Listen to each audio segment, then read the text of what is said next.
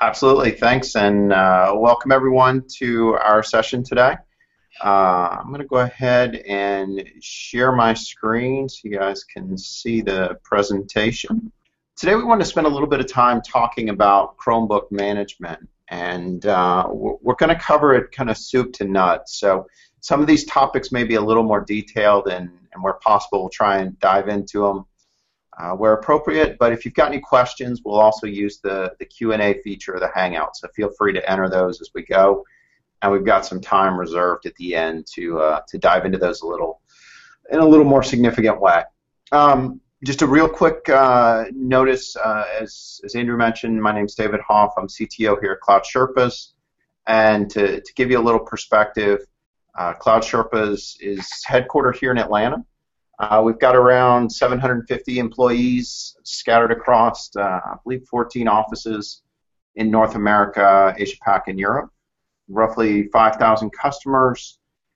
We also focus, in addition to Google, on Salesforce and ServiceNow, all software as a service products that kind of lead their industry segments. And we've been regularly recognized as one of the Google Enterprise Partners of the Year. So just a super quick snapshot of who Cloud Sherpas is. As we get into the content, I want to start out with a little bit of a background around the different variations that you might hear when people start talking about Chrome. So we'll spend some time on Chrome, Chromium, and ChromeOS. We're also going to go through all the different kind of policies that might affect each one of those products and talk about how they commingle themselves into the user experience. Finally, we'll jump into a little bit of information around kiosk mode and guest sessions. These are two capabilities that are provided via policy management that we see lots of organizations taking advantage of.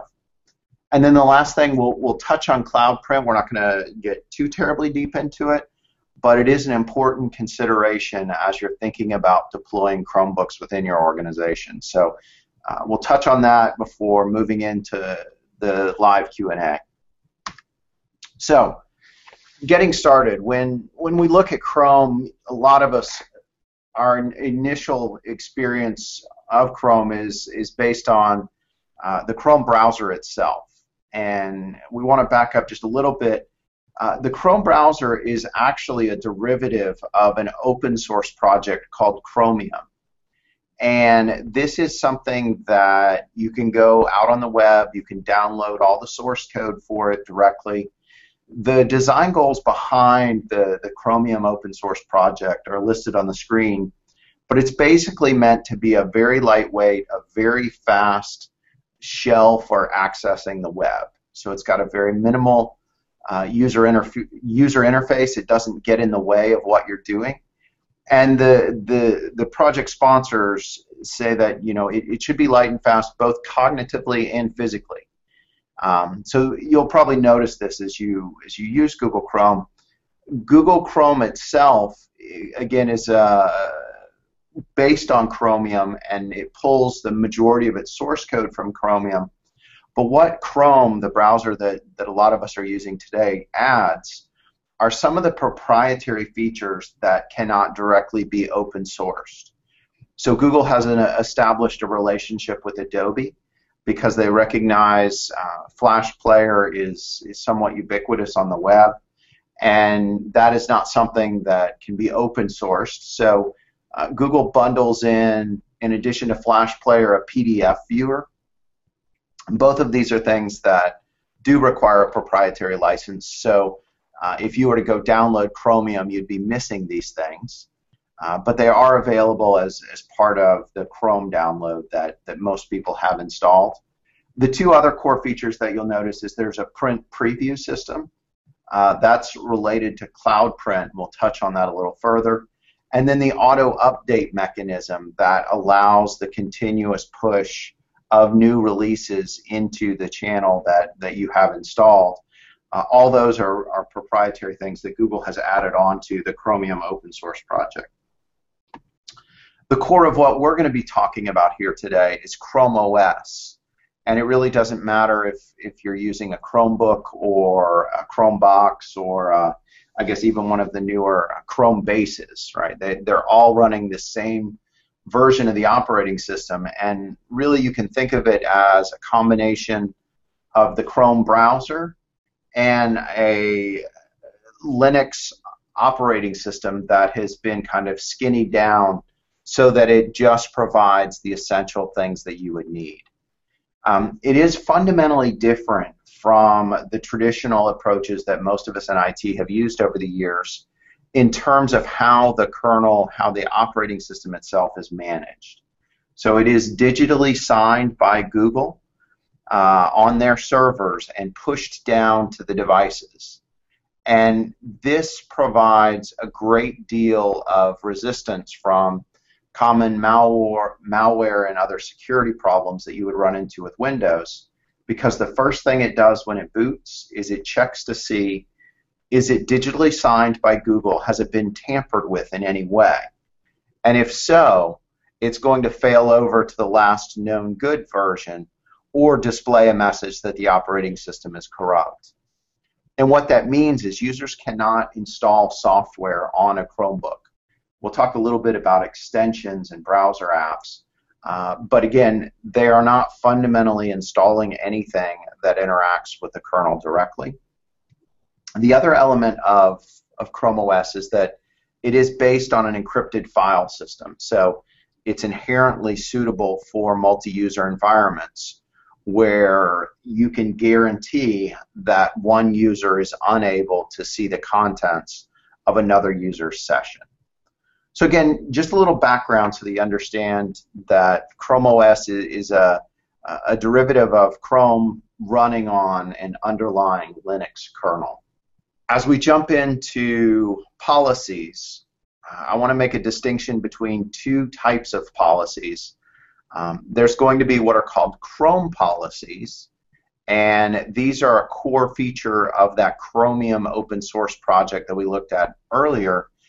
They also work with what most of us call Chrome or Chrome for Business. The deployment of these Chrome policies is managed by a systems management tool, and this is really applicable if you're running Chrome on Windows, on Mac OS X, or on Linux. So it's not something that touches the Chrome OS that we're going to look at. These are a separate set of things that are typically pushed out via Active Directory and some kind of systems management server that will push an MSI or push a configuration policy to a device. We're not going to touch on those in detail, but I have included a link if you'd like to go see all of these policies. What we're going to focus on today is we're going to focus on what Google calls cloud policies. And in contrast to Chrome policies where you have to go out and edit Windows Active Directory configuration files directly, work with MSIs, cloud policies are out of the box with Google Apps. So you just log into the admin control panel and you'll see the ability to manage Chrome. And it's a very, very point-and-click environment. There's no scripting. There's no packaging needed. And it provides the capability to control both your users and their devices. And you may be wondering, the photo of the carrot, how is that related to what we're talking about? I do want to give a little bit of a cautionary note that Google's approach to policy management is much more of the carrot end of a carrot and stick model. So they're giving you lots of things to make the lives of your users more convenient. But the policies that we're going to talk about today are not necessarily meant to be a rigid stick that you can use to subdue your users' behavior. So as you look at these things, remember that if a user all of a sudden starts using a different machine beyond the Chrome device, all bets are off. Right? There's some user policies that will still apply if they happen to sign in to the Chrome browser, but it is very easy for a user to go just fire up, another browser like IE or Firefox and they've effectively negated the cloud policies that we're talking about here. So keep that in mind as you're planning out your policy strategy, that you do kind of have to balance the security restrictions that you're putting in place with the knowledge that they can be circumvented if someone's going off and using a different platform and a different browser. So hopefully that makes sense, but we'll provide you some very nice features to be able to deliver to your users. Hey, David, can I interrupt you for a second? Absolutely. So the Chrome policies link that you mentioned in the last slide, I just wanted to, if you want to go ahead and show that first of all. So it looks like it's chromium.org /administrator/policies. Is that correct? /policy-list-3 is the actual URL. Okay. Well, for everyone, if you can't, or if you have trouble remembering that, or you can't access it, that link will be included as part of the Admin Training Week ebook, and I'll go ahead and post that in the event page as well. So you guys will be able to access that link, no problem.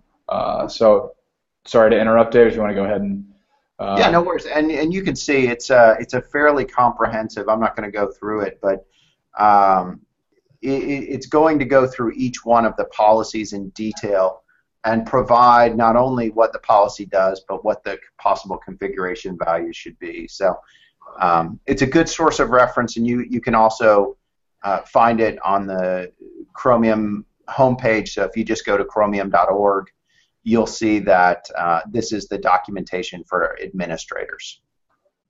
So we want to talk a little bit more about the basics around cloud policy. And again, this is the policies that are going to affect your users and your devices.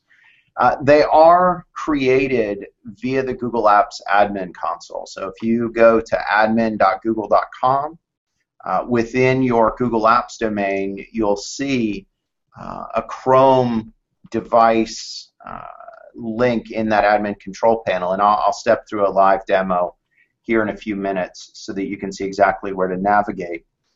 But in general, each of these policies that we're creating, you might have the capability in some places to specify a value in a user policy and a value in a device policy. And each policy can only have one setting in place at any given time.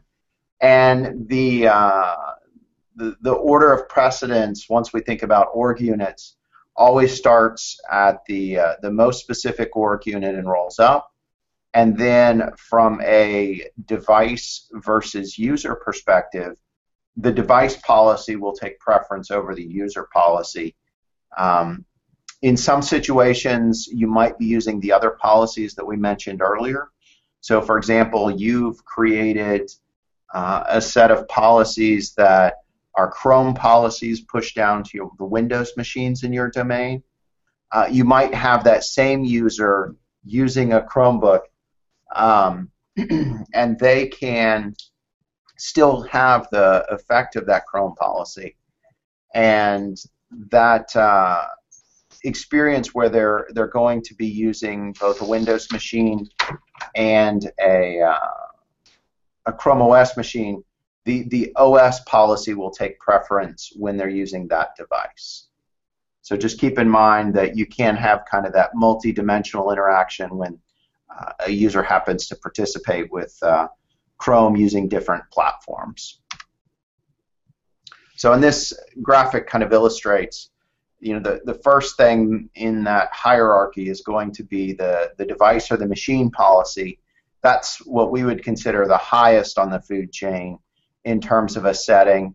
It could come from either ChromeOS or from a traditional Chrome for Business forced installation.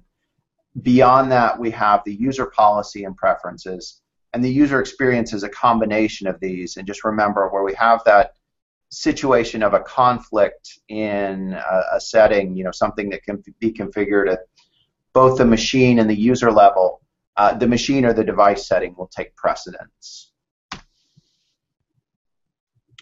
So a couple things about cloud policies. You might notice that you don't necessarily have to have a Chromebook in order to go ahead and start using these policies.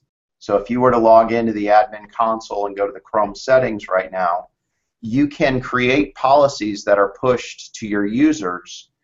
They are just user policies, but there's nothing additional that you need to purchase in order to do that.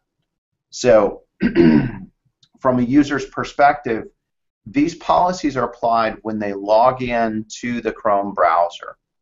And it's a bit of a fine point of distinction here, but for those of you that haven't looked very closely, there are two ways that you could potentially access your Google Apps account. The first one is if you were to go into the Chrome browser and just type in mail.google.com or something like that.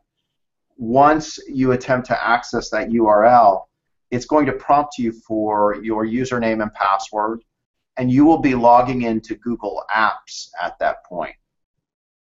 The second way that you could potentially access Google Apps is you could log into the browser directly. So you'll notice that in the upper right corner, I'm going to jump out of full screen mode, and you'll see the little three stripes. I think some people call it the hamburger menu. You'll see it on the right-hand side of your Chrome screen, and you'll notice how I am signed in as David Hoff. So I'm actually signed into the browser, and this provides me the capability to synchronize a lot of my user session settings.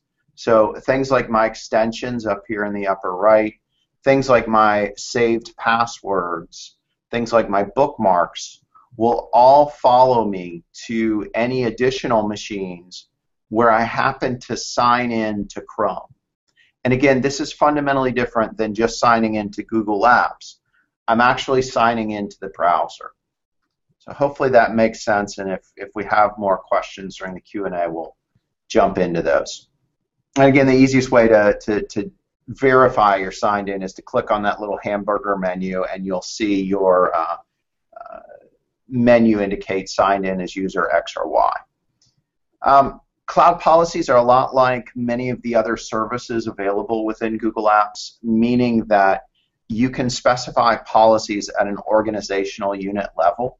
So you're going to have your root level policy that applies to everyone.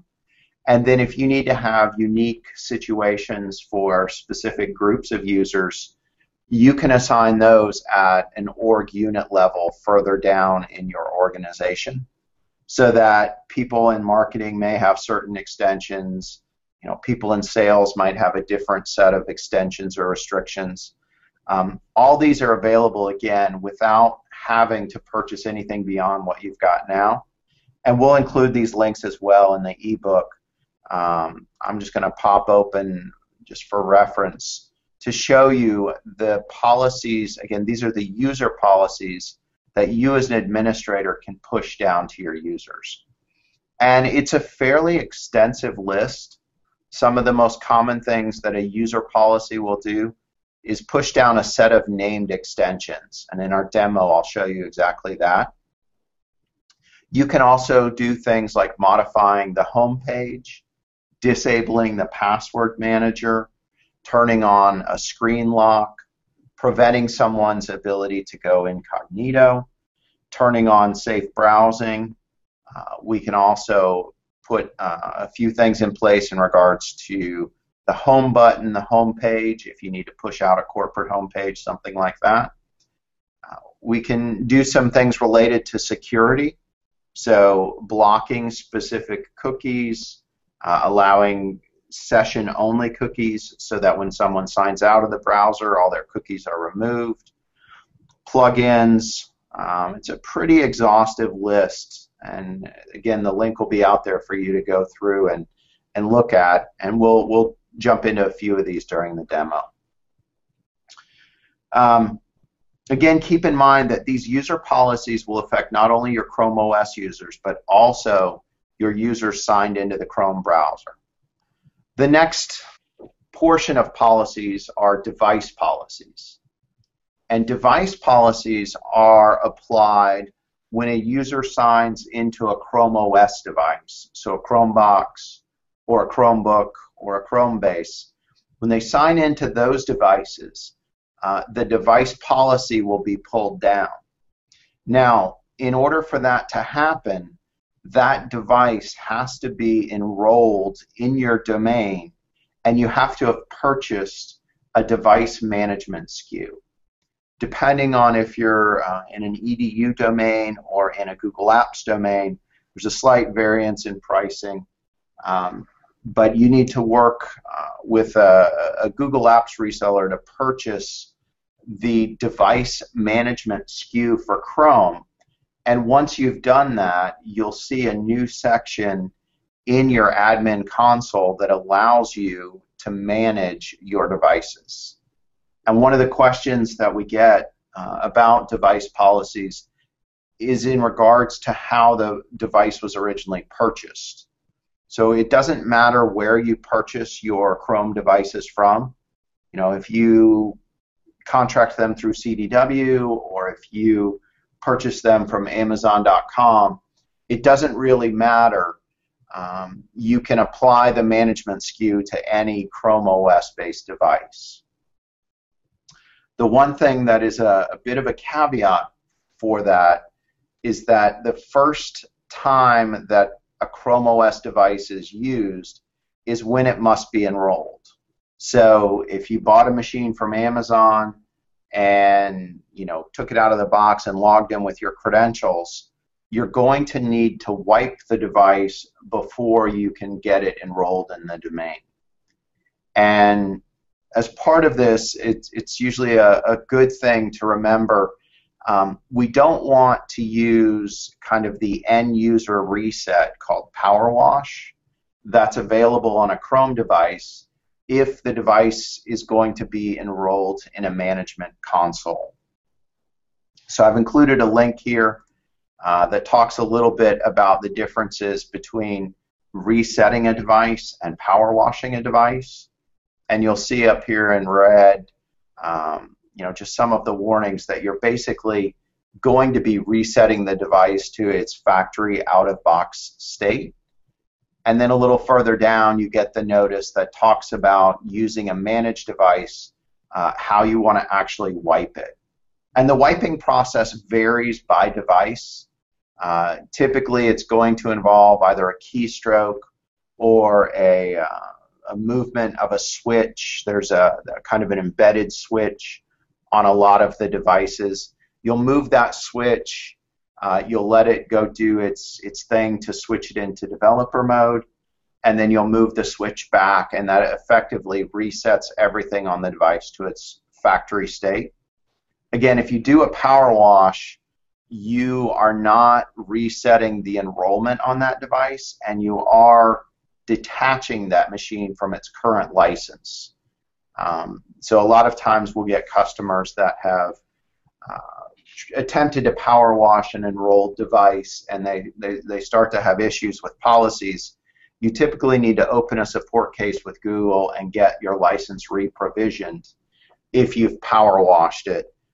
Google gives you a little bit of fudge room in your management licenses. There's usually a few extras for these accidental situations where they've been power washed. So you might notice that you're able to re-enroll successfully once you've completely wiped it and reset it. But if you have trouble, open a support case with Google or with your reseller, and they'll help you get that license reactivated. Some of the most common use cases that we see, specifically for device policies, involve pushing Wi-Fi configurations.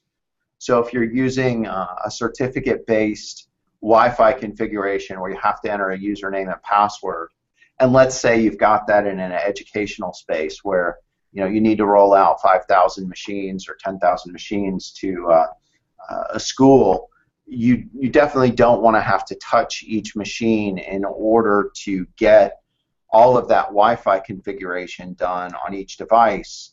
What you can do is create that in the device policy, and you can push it down to the machine. Now, a little bit of a caveat to that process. Obviously, if the Wi-Fi configuration is in the policy, the first time that machine connects to the network, it is going to need an open network in order to get connected. But it's a relatively easy process for you to get that open network so that the device can get the first connection established, when you enroll it, and pull down that Wi-Fi configuration to connect up later. The second most common use case that we see for device policies is really around what we would call kiosk mode or guest sessions.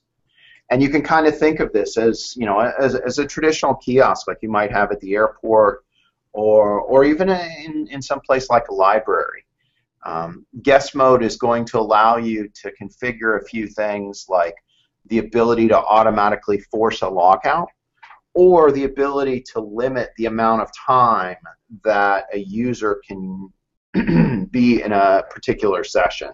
So if you want to make sure that no one uses the machine for more than an hour, you can put that in part of the device policy, and after an hour it'll automatically log the user out, and you can say get rid of all that user's personal information. So when they're forcefully logged out, it'll delete all their cookies, and you don't have to worry about the next user coming in and looking at the browser history or the credentials of the person that might have been using the machine prior to themselves.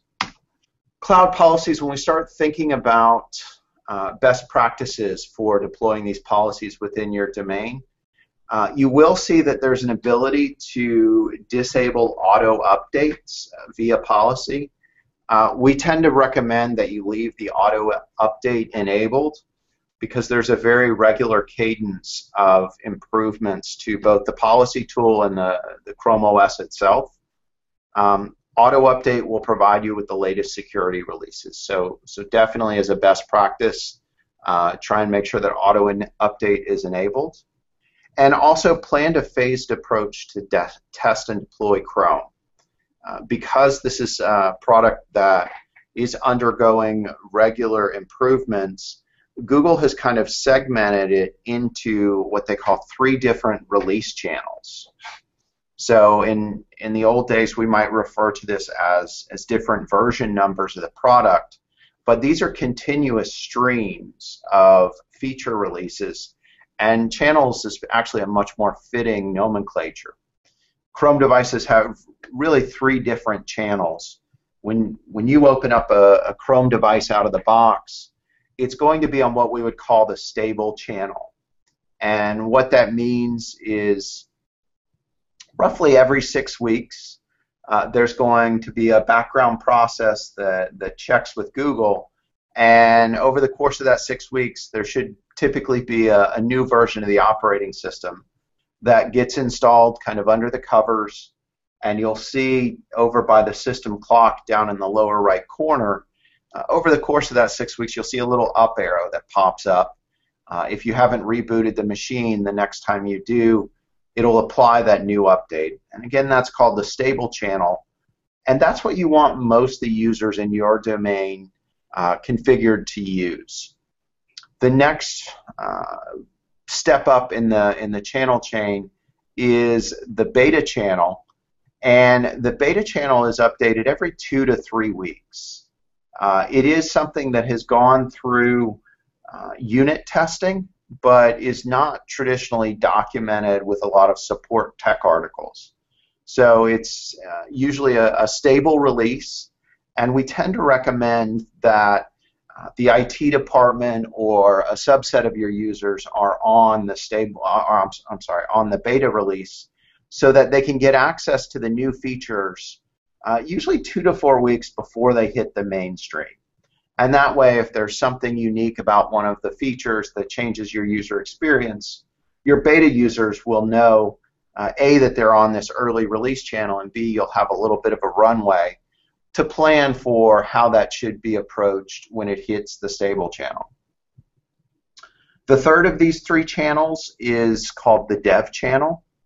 And the dev channel is something that is typically considered unstable. So if you upgrade to the dev channel, you will experience, frequent situations where the operating system will crash or do things unexpectedly. There's typically several new features available, and it's really meant for developers that are actively involved in the ChromeOS development. So in general, there really isn't a meaningful reason for most people to use the development channel, but it is out there. If you happen to be on a Chromebook now, you can go to the settings help screen, and there's a radio button that allows you to manually move between these channels. As part of your device policy, you can specify, at that org unit level, what release you want your users to be on. And one kind of tip, if you are on one of these beta or dev channels, the ChromeOS doesn't have, what we might think of as a traditional, INI file to go change something or a series of checkboxes. What we do in order to test some of these new features is to use a special URL. Instead of www, it's just chrome://flags. And this is where you turn on and test some of these new features. Okay, so a bit of a policy demo, so you've got some real-world experience around what we're talking about. I am going to log in to the Google Apps admin console, and we'll see what most of you should see when you are accessing your console. If we scroll down, we'll see over on the right-hand side, I've got my device management link within my control panel. And in our case, we have the mobile devices, the MDM policies. We actually have a few Chromebooks for meetings, so you might not see that in your control panel. But here's the one that we're going to focus for policy reasons. We're going to go into Chrome. And now you see the different types of settings that we can push out. So the first thing we'll look at are user settings. And let's assume that our task today is to push out a series of 3 or 4 extensions to all the users in our domain. So we started at the root of our org unit tree, and you can see we've got a handful of other org units. But if we scroll down, these are all the policy settings that are available to us. And I would recommend, if you're using policies, to check back with relative frequency at these settings, because there have been many that have been added over time. And if there's something that's not available today, check back every few weeks, and you may see a few things pop in that suit some of the needs you have within your environment. But in this particular case, I'm going to go out and I'm going to use this setting called pre-installed apps and extensions. And over here on the right-hand side, I've got manage pre-installed apps. And what it's going to show me in this particular case, right now we have 4 different extensions. We have the Chrome Remote Desktop, we have Google Drive, we have Google Calendar, and Gmail. And these are 4 pretty useful extensions. On a Chromebook, an extension is typically going to show directly in the Chrome menu. So this makes it pretty easy and straightforward for your users. If you had a specific app that you wanted to include as part of your user experience, if you click on the Chrome Web Store, and let's say I liked something like Snagit, these are the different entries in the Chrome Web Store that have that name. I could click Add, and it would forcefully push this extension to all of my users that are within this org unit. You can see there's a few other things if we want to control the pinned apps. So pinned apps are a little bit different from extensions. These are the items that appear in the Chrome launcher. And you can think of the Chrome launcher as the equivalent of a start button for a Chromebook. Further down, we've got some more settings if we want to turn on within our domain the ability for our organization to have its own Cloud Sherpa's collection of extensions. We may even have some private extensions that we want to publish in that app store. Most of the additional settings, you guys can go through this and figure out what makes the most sense for your organization. But these are going to control the user experience. Things like browser history, if you want to turn that off. Things like safe browsing, geolocation. I'm not going to go through every one of these, but go through, find out what makes sense for your organization, and remember that, you know, if I put only allow certain URL patterns, it is only going to apply in this case to the devices that they're signed into, the ChromeOS devices that they're signed into. But it does provide an effective situation where, you know, you might have them on Chromebooks in a place where they should only access certain URLs. It gives you a basic type of web filtering. So these are the settings. Remember when you're done to, I haven't made any changes to this particular screen, but remember when you're done to hit OK so that they are saved. And once they've been saved, you'll want to test them. So in order to test the results, I'm still in the Chrome browser, and what I'm going to do is I'm going to enter another special Chrome URLs. I'm going to type in Chrome:/policy, and this is going to display the policy in effect. In this particular case, I'm on a Windows machine, and the only thing that's applied to me is a user policy. But I can see all of the policies and some of the details around when it was last refreshed. So in this case, my fetch interval is scheduled to check for a new policy every 3 hours, and it got this policy 28 minutes ago. Now, if I had made a change to the policy when we were just in the admin console, I can come up here and I can press this button to reload policies, and you see that now the last fetched goes to 0. So I just pulled the new policy. And as you're going through and making sure that the policies are applying the way that you want them to, you'll see in this particular situation I have a user policy, and the name of it is Extension Install Force List. If you remember, that was the 4 browser extensions that I am forcefully inserting into my browser sessions. And in this case, I can click on Show Value, and it's a little cryptic as you're looking at each of the configuration values that the policy is pushing. But a little tip, as you go down and see, these are just CRX files. These are the actual links to the browser extensions. And if you double-click them, because they're kind of a unique string of letters, if I go out and I search for that particular string of letters, I can see that, that policy is pushing the Gmail extension, right? If I go down and look at another one, there's the Google Drive one. There's the Chrome Remote Desktop one. So these are all the things that we saw over in our admin console. Scroll all the way back up here in our pre-installed apps list. Okay, so our policy is doing what it's supposed to, and this gives you the capability to come in and verify that it's being applied okay.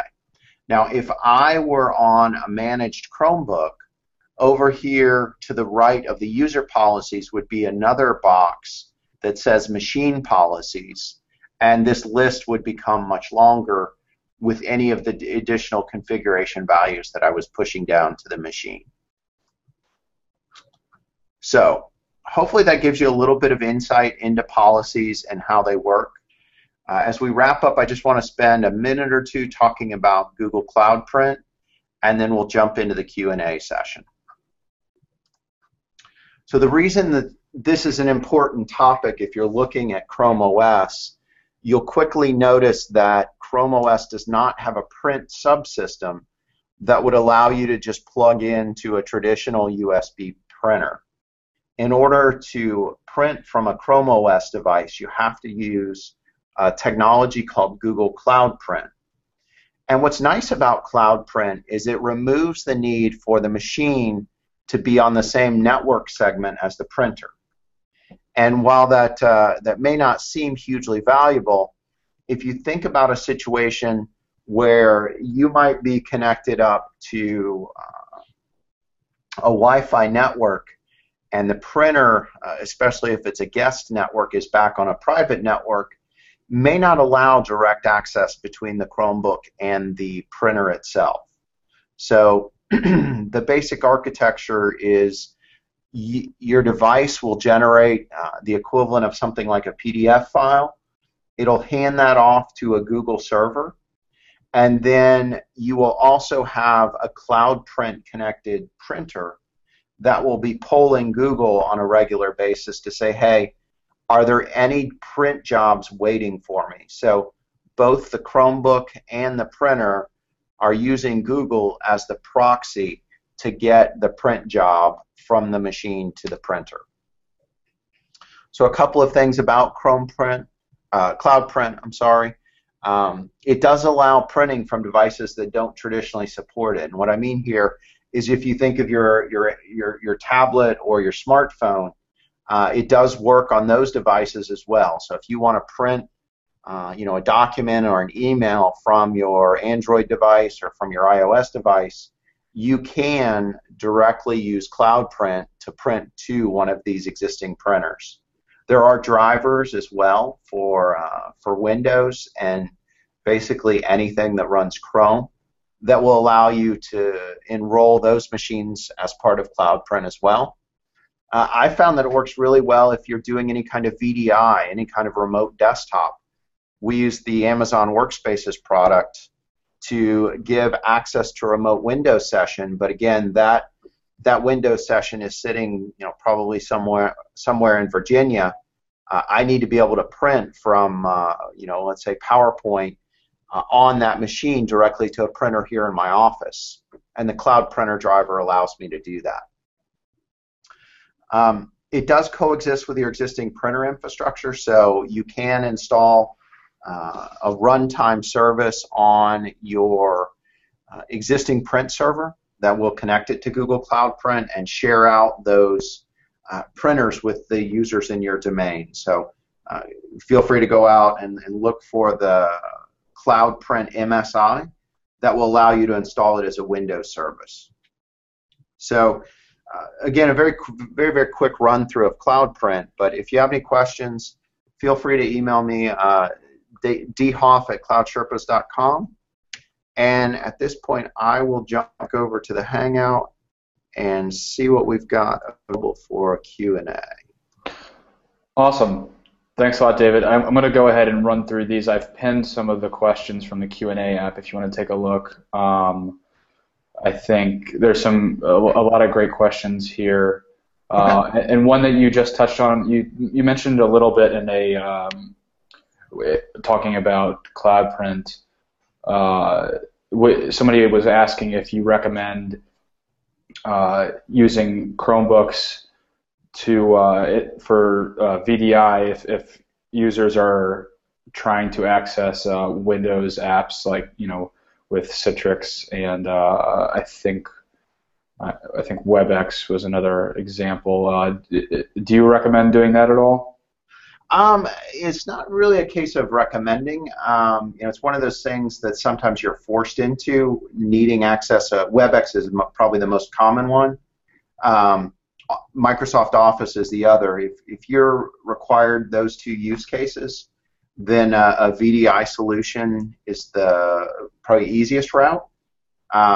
Amazon offers a product called Workspaces, but it does not directly support Chromebooks. So you need to use the Chrome Remote Desktop extension in order to access an Amazon Workspace desktop image. There are other solutions if you have a Citrix infrastructure. Citrix will run natively in a Chromebook so that you can get to a remote desktop. But I found in general the Chrome Remote Desktop extension is probably one of the better tools. It's kind of user-based, so the user has to go set it up, on a Mac or on a Windows machine the very first time. But once that's in place, it allows them to remotely control and feel like they're sitting at the desktop of a Windows machine. Yeah, that was actually another question that we were going to get to that you just touched on. Somebody was asking if there's a remote desktop option for Chromebooks outside of Hangouts. So yeah, the remote desktop Chrome extension is a great option if you're trying to get to your Mac or Windows machine. Yeah, and it depends what you're doing. There's a few browser extensions that allow you to do native RDP connections, the Microsoft Remote Desktop. From a Windows machine, you can find those out in the Chrome Web Store. I think there was a question about, other than Hangouts, Uber Conference allows you to do screen sharing. The issue there becomes, remote control. So GoToMeeting now has support for Chromebooks in a couple of different ways, but again, the issue there typically is remote control. If it's a help desk scenario, the Chrome Remote Desktop is still the best for that. Mm-hmm. I think our top question here is the situation from a Google Apps for education environment with a computer lab where there's shared Chromebooks, and I guess if classes are changing and some users are forgetting to log out of their sessions, how can the teacher force logging out of Chrome once a browser is closed? You touched on, I think, an option a little bit is the kiosk mode. I'm not sure if there's another option for a force log out of a group of Chromebooks. So if we're in guest session, we can configure a setting that when they close the browser, it will exit them. In most education environments, they're typically configured one of two ways. One, for the younger kids, like under third grade, guest sessions makes a lot of sense. When you click close on the browser, it will forcefully you have the ability to forcefully sign them out via policy. For the older students, they typically have their own account. And what we recommend in that case is that you enforce password at power on. And what that will do is, at the end of class, you can have a policy that everyone just has to close the lid on their machine. And that effectively logs them at least back to the password state. Many schools have shared machines where someone's coming in, and what you can do in that situation is remove the shared login screen, so that whenever someone gets the machine, they're only going to see username and password. They're not going to see the people that might have other profiles on the machine. I guess if we're getting down to specifics with Chromebooks, there's a question here about someone who's interested in deploying Chromebooks on a large scale. Do you have any recommendations as far as Chromebook models as for a large-scale deployment of, what's the best combination of price and performance? I know, there's constantly new models coming out of, different types of Chromebooks, so it's probably depending on when you're planning on deploying. But, David, if there's any specific models that you think are a good recommendation. Yeah, in general, I'll pass along a couple things. The first one is, a reason that we always want to standardize on machines was, in the Windows days, we had to create images, and images were dependent on drivers, and that's just how mass deployments were handled.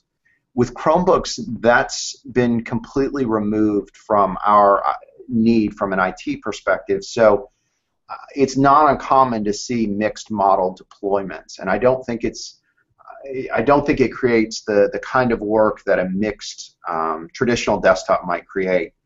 That being said, if you're in an educational environment, you want a durable machine. And in my experience, the Lenovo's have been very, very durable. I would say they're probably at the far extreme. They are a little more costly. versus some of the lower end like Samsung devices or Acer devices that are good from a value perspective. But if you're committing to a 3 to 5 year deprecation policy in the hands of a school child, a model specifically built for the EDU, like the Lenovo or a few of the other models. I think Dell's is positioned that way as well. Definitely worth the extra money. In general, you're probably not going to do too much maintenance on them. Some places will replace screens and keyboards, and they're traditional PCs in that respect. It's not a hugely difficult thing to do when year 2, year 3 come around. But yeah, I'm definitely a fan of the Lenovo. The one thing I would say is, if you're in a business environment, I would caution people from getting too much of an investment in Chromebooks that use the ARM processors. They're definitely significantly slower.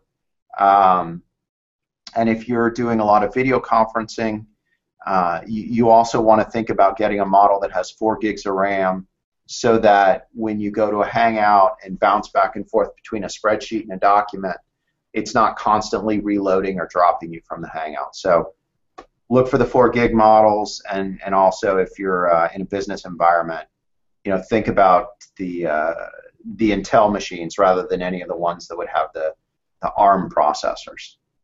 You had talked about power washing and wiping as an administrator a little bit earlier in the presentation. Is there precautions that an administrator can take to prevent users from either intentionally or unintentionally power washing or wiping the device? I believe with release 35, there is now a setting to prevent the user from being able to power wash the machine. I know that as part of release 35, you can automatically force re-enrollment, so that even if a user does attempt to power wash a machine, when it reboots, the very first screen that comes up will not be the login screen, it'll be the enrollment screen. Now that's only the case for devices that have release 35 or higher, which I forget, I think it's been a month or two that's been out on the stable channel. But definitely look through the documentation, because that is something that has come out relatively recently, and I think we'll continue to see improve. All right, last one here, and this may be a device issue, so correct me if that's the case, David. But Jane was asking about people complaining about losing internet connection or being kicked off of the network on Chromebooks. Is that a common issue? And if so, are there any solutions there? Yeah, so it does happen. The chipsets in Chromebooks and the support is probably not as mature as you might have in a Windows environment or a Mac environment. In general, it should not happen. But if it does, that's where you really get to earn your stripes from a debugging perspective. Just as you saw me going into Chrome:/policy, you can go into Chrome:/about, and that is how you get to all the log files. You'll see a link called System, and basically the About screen is going to show you all the special URLs. The system link under that About screen will let you get a dump of the network stack, and that will help you explain why the device is getting disconnected and reconnected. Sometimes, all of a sudden you have hundreds of machines on a network that weren't properly built for that level of volume. So sometimes it's an access point issue. Sometimes it's a hardware conflict, and a newer version of ChromeOS will address that. So make sure to log it as a case, and that network trace will be one of the things that the support team asks for if you're noticing this problem in a consistent fashion.